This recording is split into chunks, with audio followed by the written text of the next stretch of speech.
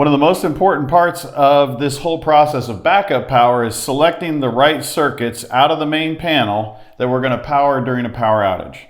Okay, so we're going to look at this, this panel, and it's nicely labeled here, and we can look at it and say, okay, we want the refrigerator, we want the furnace to run, we want the master bedroom lights, we got a fire bell, we've got smoke alarms. So those are things that we want to run on this system. Very important that we're going to take those circuits out of here and we're going to run them in our sub panel.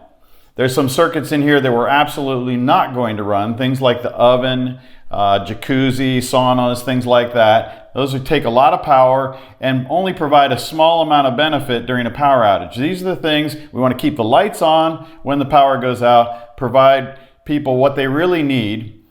And then from here, we're going to go down and we're going to make our connections into our sub panel and show you how that's done.